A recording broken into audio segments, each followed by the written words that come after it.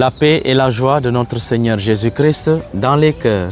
Vous suivez Zikaron avec le Père Jean-Luc Ephraim Diémé, religieux du Saint-Sacrement. N'ayez pas peur, nous dit le Seigneur, je suis avec vous tous les jours jusqu'à la fin des temps.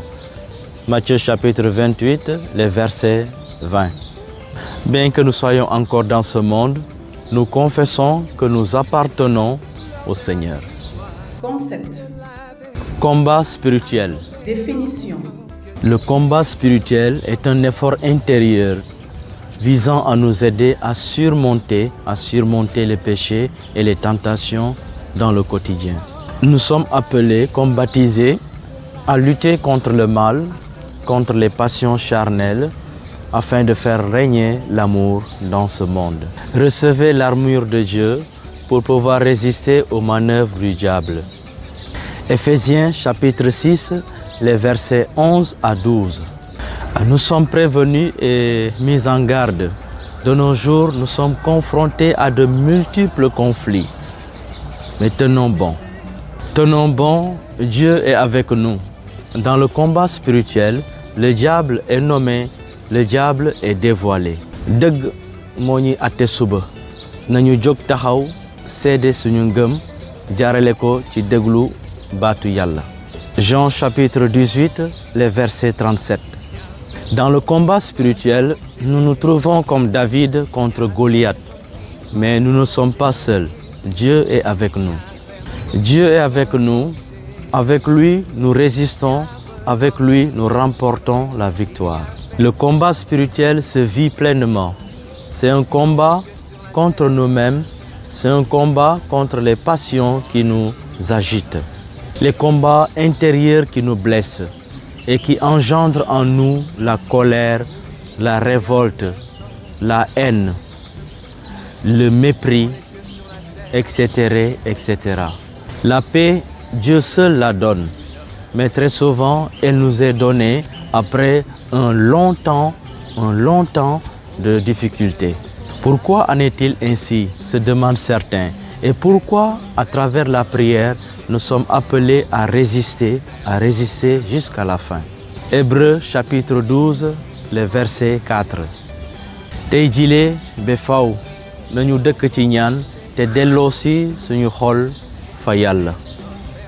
C'est la prière, oui, qui nous unit à Dieu et qui nous fait vivre parfaitement comme il le veut.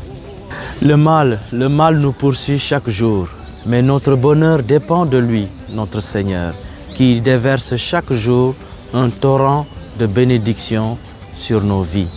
Ce n'est pas simple, il faut le reconnaître, parce que chaque jour nous sommes confrontés à de nombreux obstacles. L'ennemi, oui, l'ennemi sournois, le diable, tente de s'opposer à notre prière.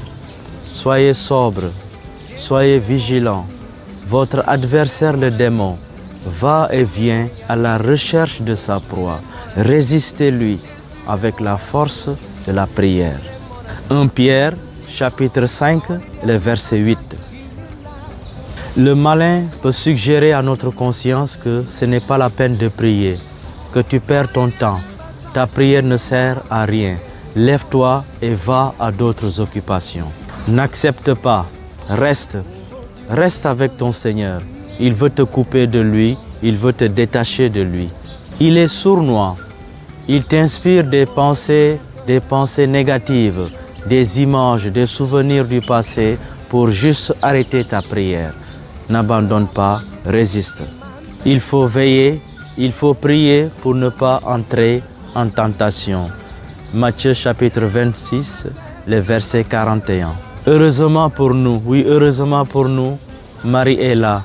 Maman Marie est là, elle nous vient en aide. Je suis avec vous, nous dit-elle. Je désire vous prendre dans mon cœur. Je désire vous protéger. Je désire vous aider. Bien, petits enfants, priez, oui, priez pour recevoir la bénédiction de Dieu. Priez pour recevoir la sagesse de Dieu. Avec la Vierge Marie, prions. Sous l'abri de ta miséricorde, nous nous refugions, Sainte Mère de Dieu. Ne méprise pas nos prières quand nous sommes dans l'épreuve, mais de tous les dangers, délivre-nous toujours, Vierge glorieuse, Vierge bienheureuse. Rendez-vous au prochain numéro.